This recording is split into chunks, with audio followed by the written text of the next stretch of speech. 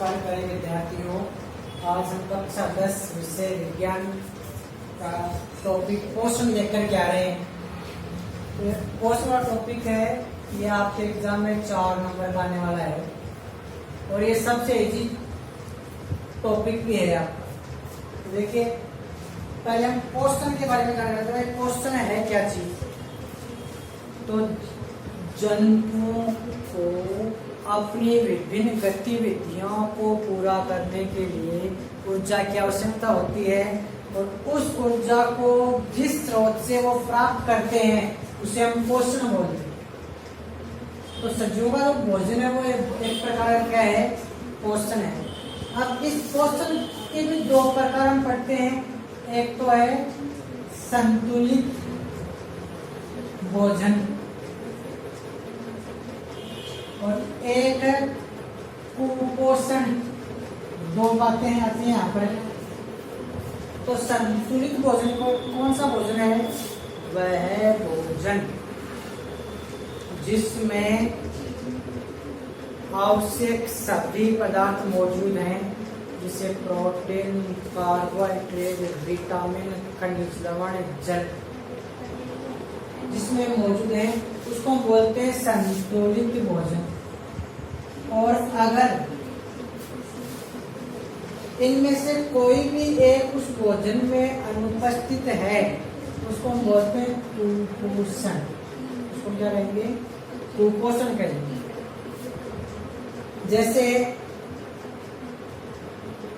आज दुनिया के 75% जो बच्चे हैं वो कुपोषण के शिकार हैं।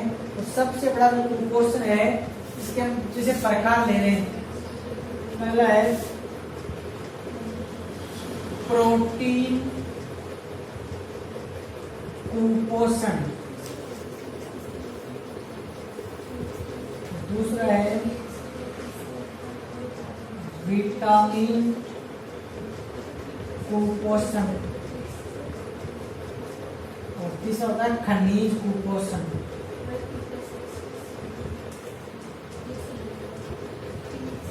देखिए यहाँ पर प्रोटीन कुपोषण क्या है कि ऐसा भोजन है जिसमें अन्य आवश्यक पोषक तत्व तो पूरे के पूरे मौजूद हैं, लेकिन प्रोटीन की कमी है, उसे हम प्रोटीन कुपोषण बोलते हैं।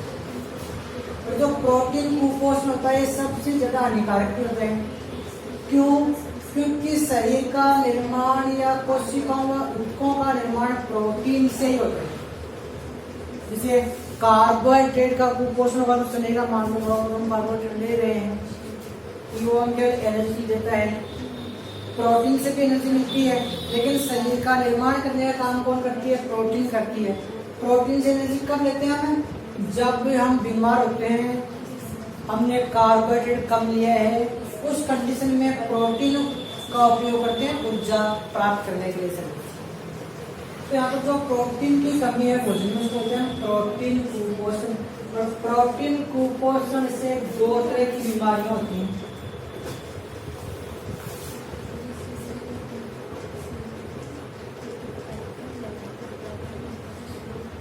क्वाशियोकोर एक बीमारी है और एक है मेरस्मस रोग। ये 2 रोग हैं।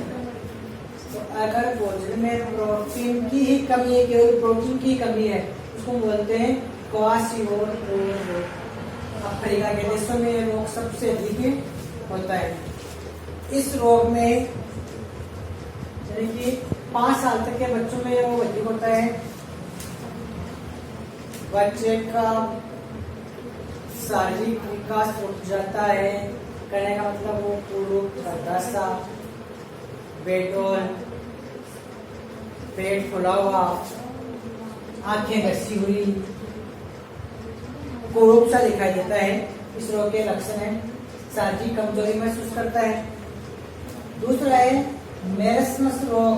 अगर प्रोटीन के साथ साथ कार्बोहाइड्रेट की भी कमी है, देखो किसमें तो केवल प्रोटीन की कमी है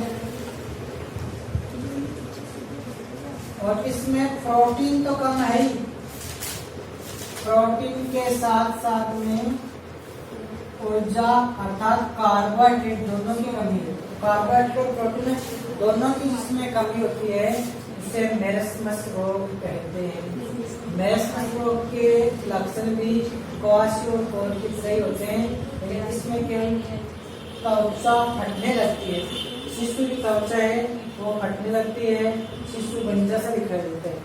तो इतना प्रोटीन कुपोषण की भोजन में लंबे समय तक प्रोटीन की कमी होने के कारण उसमें कई तरह की बीमारियां विकार उत्पन्न हो जाते हैं।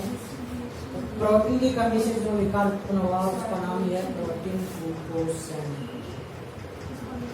इसी प्रकार से विटामिन कुपोषण, देखिए हमारे शरीर में सबसे अल्प मात्रा में जिनकी आवश्यकता होती है वो होते हैं विटामिन, और विटामिन शरीर में स्टोर में संग्रहित न होकर के ये केवल शरीर में एक उत्प्रेरक का काम करते हैं। उनकी बहुत सी रासायनिक क्रियाएं जो शरीर में होती हैं उनको संपन्न करवाते हैं। तो विटामिन की अगर भोजन में कमी होगी उसको हम विटामिन कुपोषण कहते हैं। तो विटामिन कुपोषण अलग अलग प्रकार की विटामिन की कमी होने से होता है। अगर भोजन में लंबे समय तक अलग अलग या विभिन्न प्रकार की विटामिनों की कमी होती है तो उस कमी से उत्पन्न होने वाले जो रोग हैं वो विटामिन कुपोषण के रोग रहेंगे। अब विटामिन कुपोषण के कारण होने वाले विभिन्न प्रकार के रोग हैं। देखो विटामिन ए की कमी होती है शरीर में तो रक्तों रोग होता है, आंखों की रोशनी कम हो जाती है इस कंडीशन में। फिर देखिए विटामिन सी की कमी से स्कर्वी रोग होता है जिससे त्वचा फटने लगती है। विटामिन बी की कमी से आरबीसी का निर्माण रुक जाता है, और विटामिन जो डी है उसकी कमी से रिकेट्स रोग होता है जिससे बच्चे की हड्डियां टेढ़ी मेढ़ी हो जाती हैं। तो ये विटामिन के प्रकार और विटामिन की इनसे होने वाली कमी। फिर विटामिन कुपोषण, ऐसे ही शरीर में विभिन्न प्रकार की उपापचय क्रियाएं करवाने के लिए कुछ खनिज पदार्थों की आवश्यकता होती है, जैसे आयरन है, पोटेशियम है, सोडियम है, कैल्शियम है। तो इनकी कमी होगी उसे हम बोलते हैं खनिज कुपोषण बोलते हैं। तो आयरन है तो आयरन की कमी से रक्त का निर्माण रुक जाता है जिससे एनीमिया बोलते हैं कि हीमोग्लोबिन की कमी हो जाती है, और एनीमिया रक्ताल्पता खून की कमी होती है। तो आयरन की पूर्ति के लिए हमें बाजरा है, गुड़ है, आयरन या फोलिक एसिड की गोलियां हैं वो हमें लेनी पड़ती हैं।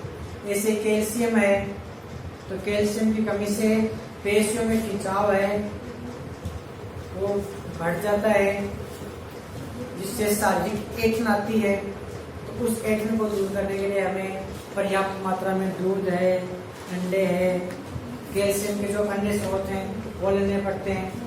सोडियम और पोटेशियम हमारे शरीर में उत्तेजना उत्पन्न करते हैं जिससे हमारा कैचिंग पावर बढ़ता है। तो उसको दूर करने के लिए हमें कैल्शियम और पोटेशियम सोडियम और पोटेशियम युक्त भोज्य पदार्थ खाना चाहिए। तो ये तो था कुपोषण। अब कुपोषण के साथ साथ ही कुछ